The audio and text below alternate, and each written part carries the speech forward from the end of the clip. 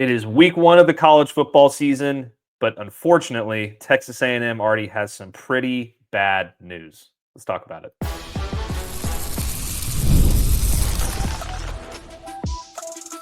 You are Locked On Aggies, your daily podcast on the Texas A&M Aggies, part of the Locked On Podcast Network, your team every day.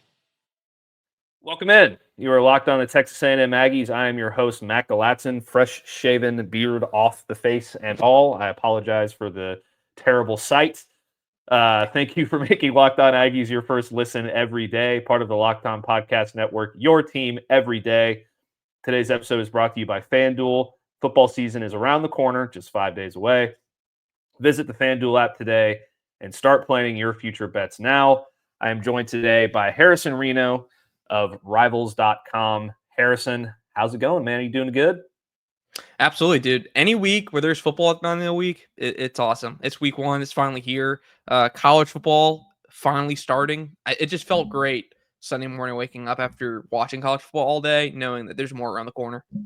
Absolutely. And we are going to get into it today. But unfortunately, before the Aggies even kick off week one, we have some major injury news to get to. We're also going to talk about just a little bit of we're preview a little bit of the week one matchup against the UTSA Roadrunners in a new role for Aggies do-it-all utility man Terry Bussey. But first, we'll come right off the top. Some pretty bad news here for the Aggies. True freshman Jerome Myles, wide receiver, a guy that both you and I expected to have a pretty major role for Texas A&M in this upcoming season, considering the big turnover in the wide receiver room. We expected him to kind of earn some playing time and be one of the guys that really could take the entire SEC by surprise. Maybe not to the level of a Jeremiah Smith or a Ryan Williams, but have a pretty good season for Texas A&M. I mean, yeah, we were talking about. I think when we were doing comparisons in terms of expectations for this guy, we were saying, man, wouldn't it be nice if he can just have a Ryan Wingo type freshman season where it's 400, 500 yards and just be a utility guy for the offense, just another added weapon that can go out there and make plays when you need them to.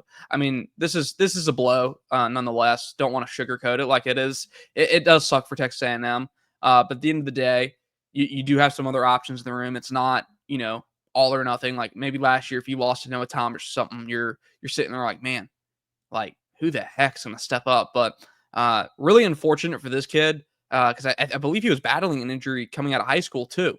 Coming back from one, and now he has another one that's going to hold him out for this entire season. Yeah, he had an ACL injury, I believe, in high school that kind of cut his season short, or it was shortened. I don't know if it was at the beginning of the season or at the end of the season. I'd have to look back and get the facts on that one. But he did have a knee injury his senior year, and now he is. They described it as a lower leg injury, and he is out for the remainder of the season. He was a 5-star recruit from 24/7 Sports. He was the number 1 player in Utah, the number 3 wide receiver in the 2025 class. He had 28 offers coming out of high school, including the Aggies, USC, Utah, and Ole Miss, among some others. He had in his 2 seasons in high school, he had 28 catches for 732 yards. He was battling some injuries throughout his high school career. He was expected to play a huge role, as Harrison and I mentioned early on in the season. He's he's got great field awareness. He's quick on his feet, but and he's a real athletic freak when he's healthy, and a guy that we thought could be a real downfield threat, over the middle threat, and a guy that could really be one of those freshmen that steps onto the big stage in the SEC and perform well. But now the question is, Harrison, how does this affect the Aggies' overall wide receiver group? Because we think we have a known commodity in Casey Concepcion based on what he did at North Carolina State. But outside of that, it's largely unproven. You got Terry Bussey, who we're going to talk about in the third segment, who's pretty established, but didn't get a ton of touches in his first season with Texas A&M. You got Mario Craver from Mississippi State, who had some moments as a true freshman with Mississippi State, but didn't do a whole lot in terms of consistent production throughout the season. You talk about Jonah Wilson from Houston, another guy that transferred over in the portal. You got Ashton Bethel Roman returning, but largely this feels doesn't feel like the death blow that it would if I liked your comparison for last year with a Noah Thomas. it's not that kind of a blow, but it's still one that you're just like, man, we were really excited to see this kid, and we think he could have made a difference on this football team. I think where it impacts the most is it takes away some of the depth at that X receiver role, that traditional like number one guy. The guy, if you're in trips to one side and you're gonna have one guy on the other side, on the opposite side, like the guy you're gonna trust one-on-one coverage with, a la like a Noah Thomas. I think this hurts the depth there because now there's a little bit more questions about, all right, where do these guys line up? Who lines up where? Like we think Casey Concepcion's kind of going to be a versatile piece in terms of like you're gonna see him in the slot, you're gonna see him at X, you're gonna see him at the Z. But now it's like you almost have to carve out a little bit less of a versatile role for Concepcion, because when I look at the other bodies in the room, Jerome Myles, I mean, that seemed like the better fit for him at 6'2". I believe he's 190 some pounds, a little bit bigger of a body compared to Concepcion or Mario Craver. I think that's where it hurts the most in terms of depth. I mean, when you talk about Terry Bussey, again, that's a guy that you're going to want to move around, kind of be like a chess piece. In terms of similar bodies, now you're kind of like, okay, now the Aggies really need an Ashton Bethel Roman to step up and play, because I look at the roster and I look at the group of receivers. They don't really have a traditional X receiver, at least from a body standpoint, in terms of a natural height guy. They're going to have to find that.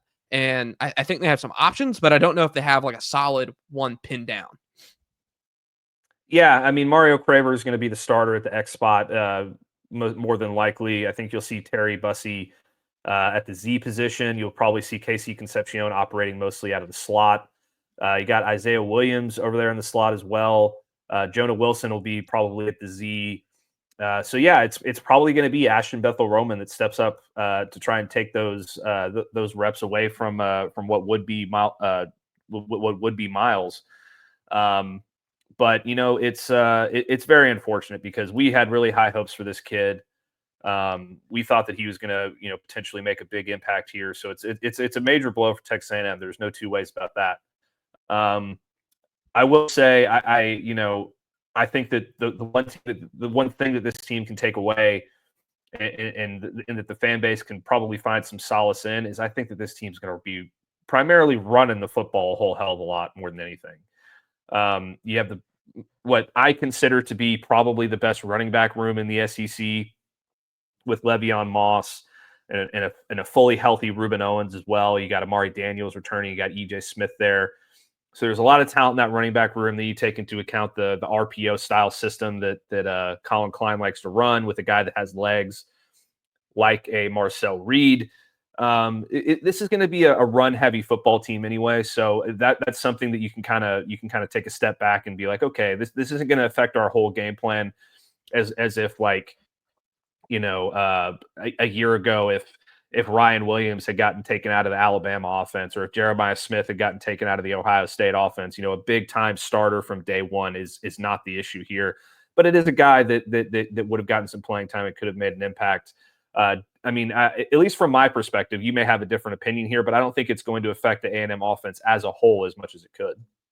No, I really just think from a depth perspective, in terms of like this was an option. This was a guy you could throw out there and take some snaps. And who knows, like if he had, if he was going to live up to the expectations that we had, where it's like, hey, this is a 400, 500-yard guy as a true freshman, like that's a really good season for a guy of his caliber and a guy that came in with the hype that he has. And like you said, this offense is still going to be one that's led by its ground game, whether that's Marcel Reed, whether it's Le'Veon Moss or Ruben Owens. Like they're going to lean on his ground game, and like you said, build off that with his RPO game.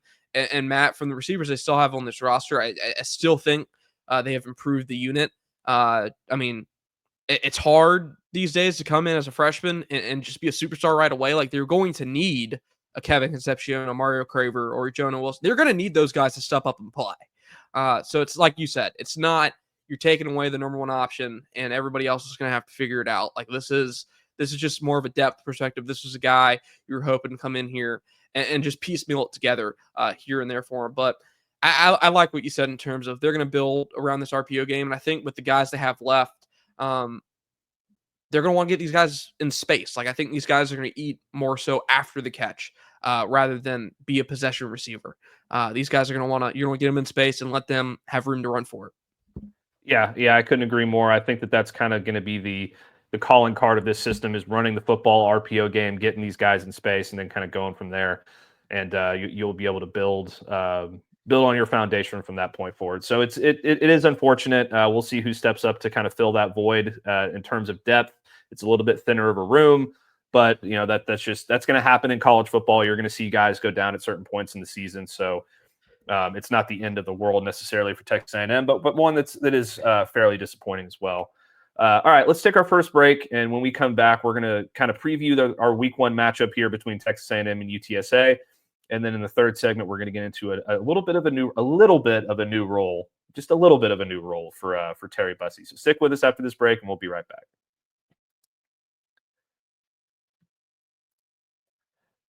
Today's episode is brought to you by Rougiette. Guys, you've probably heard of Viagra, Cialis, maybe you've even tried them. But if you're looking for something beyond the usual pill, it's time to meet Rougiette Ready. Rougiette Ready is a next-gen prescription treatment designed to amplify arousal in the brain and boost blood flow. Unlike the usual pills that can take hours, Rougiette's 3-in-1 formula dissolves under your tongue and kicks in fast, on average in just 15 minutes. Effects can last up to 36 hours, so you can stay confident and in control when the moment is right. If traditional options haven't worked, Rougiette might be the answer. Over 150,000 men have already made the switch. Head to rougiette.com/lockedoncollege and use code LockedOnCollege to get 15% off today. That's rougiette.com/lockedoncollege and use promo code LockedOnCollege for 15% off.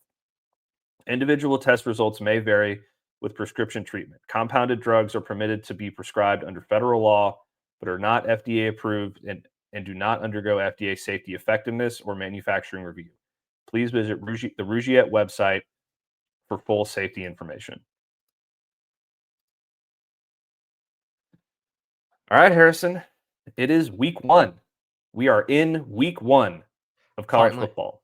Finally. It sounds great to say. We got a bunch of great games this weekend. Ohio State, Texas, LSU, Clemson, Florida State, Alabama, whole hell of a lot more as well. Some good ones on Friday, some good ones on Thursday. And when you join me on Wednesday, we're going to kind of preview the whole weekend of college football ahead. But today we're just going to talk about the Texas A&M Aggies taking on the UTSA Roadrunners in Week 1. This is a game that I believe should be of very little concern for Texas A&M fans across the board. I think Jeff Traylor is a hell of a coach. I think that there's some good players on this UTSA football team, but by and large, this should be a game that is a good warm up for Texas A&M to get them ready. Over the next couple of weeks, they'll have a couple of good warm ups to get ready for that big time Notre Dame showdown in Week 3. This one, I think, is going to be a lot more of a litmus test than I think it would be against Utah State for what Texas A&M is going to have for this season. But UTSA has had some success in the past. They're a pretty good Group of 5 team. Jeff Traylor runs a really good program. I think he probably should have taken a different job he probably should have capitalized on the success that he's had there and taken another job. But he's stuck with UTSA and he's built a pretty good program there. Yeah, and I keep seeing him making these quotes about people trying to tamper with his players in the portal and all that. So I guess getting him in a little bit of controversy in terms of calling out people for tampering with his roster. But good on him for wanting to build up a program instead of jumping ship and going elsewhere. But yeah, I mean, look, Matt, in terms of like what we want to see for this game, to me, it's obviously you want to see him win. But to me, I don't want to see Marcel Reed in that starting defense on the field past midway through the third quarter. Like, this is a game, you go in there, you play your best hits, you score quickly, you get off the field in defense, and then your starters are over there having a great time. Maybe eat some chicken wings on the sideline midway through the third quarter of this absolute beatdown in Kyle Field. I mean, I was a little bit shocked this was a night game in Kyle Field because UTSA went from having little to no chance to having absolutely no chance with that atmosphere that's going to be Kyle Field on Saturday. Yeah, absolutely. I mean, I think that this is going to be a game that, regardless of the opponent, there's a lot of high expectations around this program and around this football team coming into the year. And Aggie fans are going to be super excited. And what better way to start off, especially if you're a student, to start off your year in the stands than a night game at Kyle Field. You're going to hear Kanye's intro song. You're going to hear all the good stuff. It's going to be a good environment there in College Station. There's a couple players, and we'll obviously dig in a little bit further as the week goes on to some impact players that UTSA has that could be that could have impact on the game.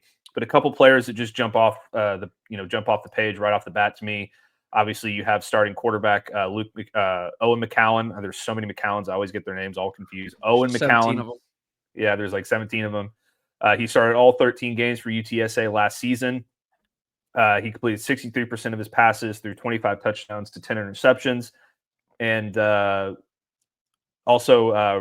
Robert Henry Jr., the top running back, returns from last year. He had 747 yards on the ground, 7 touchdowns, averaged 5.4 yards per carry, and 64.2 yards per game last season. These are just two guys that A&M is really going to have to make sure they have a focus on coming into this matchup. Yeah, I when you talk to, I think, a plethora of head coaches going into like a matchup like this where it's, A&M's a double-digit favorite probably. I haven't checked the line on this game. I would imagine it's at least 28 points or something like that in terms of how big of a line it is. I think you just hear coaches talk about, hey, we're not really preparing for the proponent. We're preparing for ourselves. Like, we're our biggest opponent. Our biggest opponent is getting upset because we don't play to our standard or, don't take them seriously. So, yeah, I mean, UTSA, like you said, they're going to have some good players. They have a coach that's going to have some, demand some respect to Jeff Traylor and all that he's done over there. But at the end of the day, A&M should walk in there and find a way not only to win, but to dominate this game. Because like you said, there are expectations with this team this year, more so than there have been in the last four years. I mean, expectations are high. You're talking college football playoff. You're talking looking at trying to get a shot at going to Atlanta to play for an SEC championship in the first weekend of December. Like, these are the games where A&M needs to go in there and take care of business fast and furious and make sure that they can go ahead and start building depth through getting their young guys in there and getting some valuable reps early in the year. Yeah, absolutely. And you look at the spread, it's 24.5 points. It's minus 24 in favor of Texas A&M. I'm trying to pull up some prop bets. I don't think they have those out yet, but FanDuel's spread is 24.5 in favor of Texas A&M. The money line is minus 2,800 in favor of Texas A&M. The over under is at 57.5, and they have UTSA's over under at 16.5 and Texas A&M's over under at 40.5. So, just real quick before we bump off to the next segment, we'll make some brief picks here for our spreads. I'm going to go first. I think Texas A&M covers. I don't know that UTSA is going to be able to hit that 16.5 mark. I'm going to take an under there. I'm going to take an over for A&M's 40.5 point total, and I think that the just based off of my initial impressions, we'll do some final picks later in the week. But just based off my initial impressions, I think Texas A&M probably wins this game around 45-13, something like that. See, so you said the line for the over-under on total points in this game was what, 57? 56.5? 57.5. See, I feel pretty confident that A&M is going to drop at least 40 in this game. My question is, how much does UTSA score? Because I don't know if A&M puts damn near 60 on the board. Unless Jeff Traylor just gets real reckless and starts saying some stuff. Maybe starts throwing up the hook 'em horns on the sideline. Like, maybe then A&M puts up 60. But, I like the over on the 40.5. I think they're going to be in that range. I could see them 42, 45 points in this game.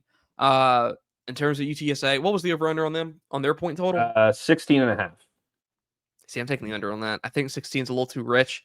Very rich. I know, obviously, I mean, looking at that, over-under is 56.5, 16.5 for UTSA. You got 40.5 for A&M. Like, they want them to cover the spread or close to it. And then in terms of the spread, I mean, I think this is a more favorable spread in terms of you see these other teams when they play at UTSA. It's like you're in the 30s or 40s. I like A&M to cover in this game as well at 24.5. Yeah, I mean, I'm just kind of looking at UTSA's schedule last year. They had a problem on the defensive side. They lost 56-7 to Texas, 49-10 to Texas State. They gave up 30 against East Carolina, 46 to Tulsa, 36 in a win over Memphis.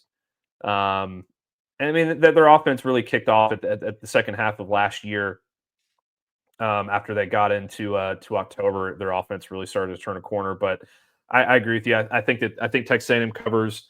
I think they cover their point total, and I think UTSA is under on their point total as well. And by the way, before we move on to our next segment, remember, do not take our gambling advice because we are just a couple guys talking sports, and we are not gambling experts. We're not financial advisors either. We are not financial advisors either. And real quick, also before we bump off to the next segment, we wanted to we have a request for you guys. If you'll deal with this, just real quick, just stick with us here. We Locked On wants to hear from you. We're putting together a survey to learn more about our listeners and make your favorite podcast even better. So this is your chance to tell us what you like, what you don't like, and answer questions about our advertising. Go to lockedonpodcast.com/survey to get started. Everyone who completes a survey will be entered for a chance to win one of 10 $100 Amazon gift cards. Again, that's lockedonpodcast.com/survey. You can also find the link in the show notes. Thanks for helping us out. Let's take our second break. When we come back, we'll talk about Terry Bussey and what impact he could have in a little bit of a new role. Today's episode is brought to you by FanDuel. August 26th is officially FanDuel Futures Day, a brand new holiday for football fans who live for bold predictions and preseason hunches. For just 24 hours, FanDuel is giving you deals on NFL season predictions. So whether you're calling your MVP, eyeing a long shot division winner, or ready to crown your Super Bowl champ before Week 1 even kicks off, this is your moment. You can take a flyer on an MVP race. I'm probably going to take Josh Allen. I know Joe Burrow has been kind of an underdog pick for that as well. Maybe you just want to be safe, pick Lamar Jackson or Patrick Mahomes, whatever tickles your fancy, you can do that. You can crown your champion in August. I'm taking the Buffalo Bills. I really like that football team, but there's obviously the Philadelphia Eagles out there. The Kansas City Chiefs are always a good one to pick, so you can pick from those. Or you can parlay your division winner dark horses. I think that the Washington Commanders are probably going to win the NFC East because there has not been a repeat NFC East winner in since I've been able to drink alcohol, and I'm 38 years old. So that's one to consider. You could also take a flyer on maybe the Atlanta Falcons with new starting quarterback Michael Penix. I wouldn't recommend that one necessarily, but there's a lot of different picks you can make in your division winners. Either way, visit FanDuel app today and start planning your future bets now because Futures Day is one day and one day only. FanDuel, play your game.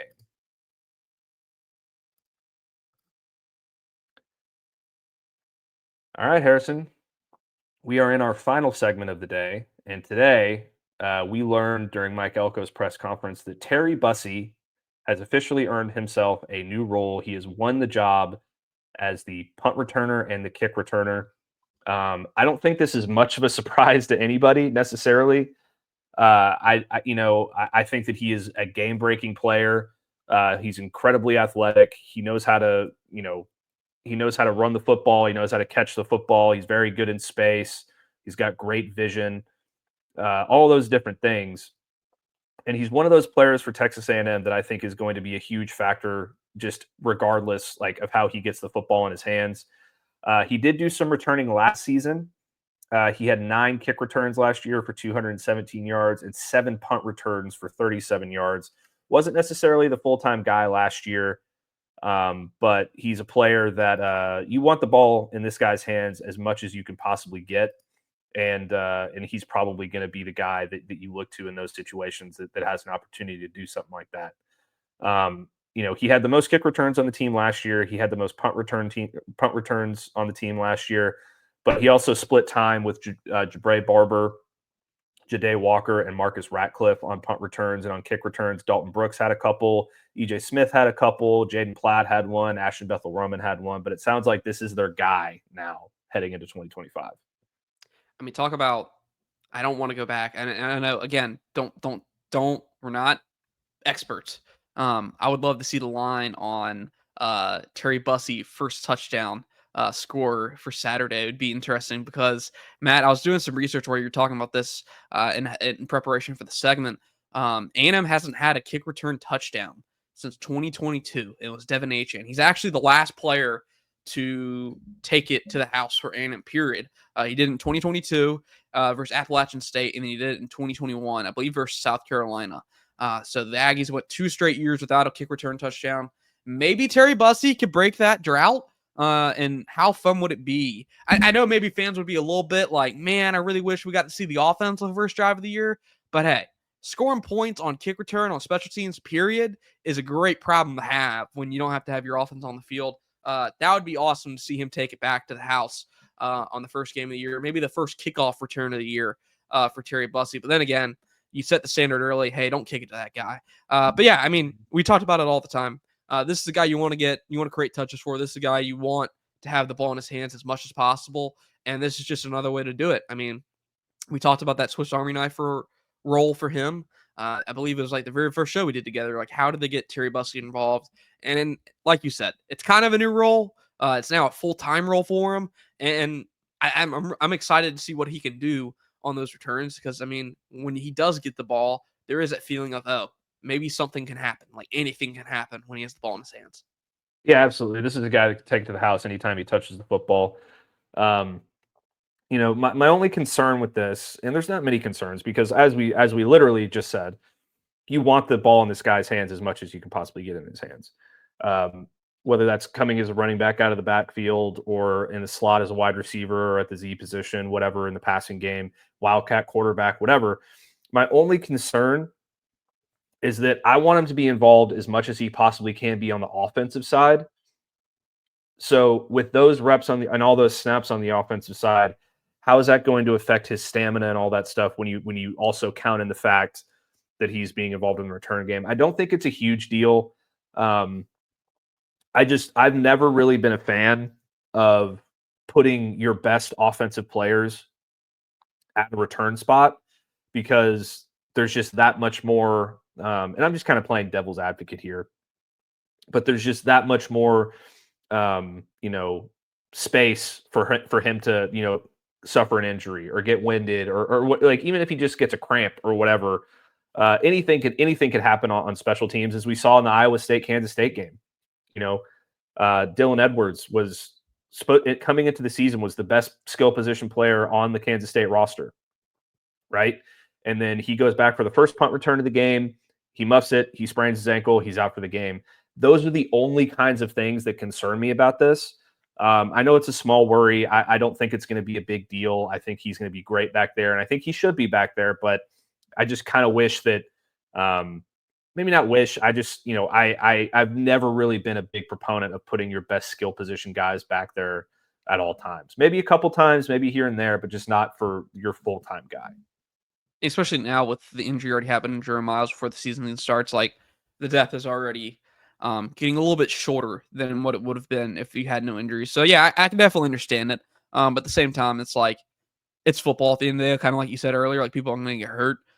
This is just another exposure to potentially having that happen. But, hopefully that doesn't happen, and we can see Terry Bussey play a full role on special teams, and then also on offense. I was listening to somebody last week talk about, it's actually special teams coordinator, talk about how they take that into account. Like, hey, this guy has to go play offense for us. We're not going to ask him to, like, they kind of take into account, we're not going to ask him to go run a go route just, on third down, and then ask him to go return a punt. Like, they're smarter.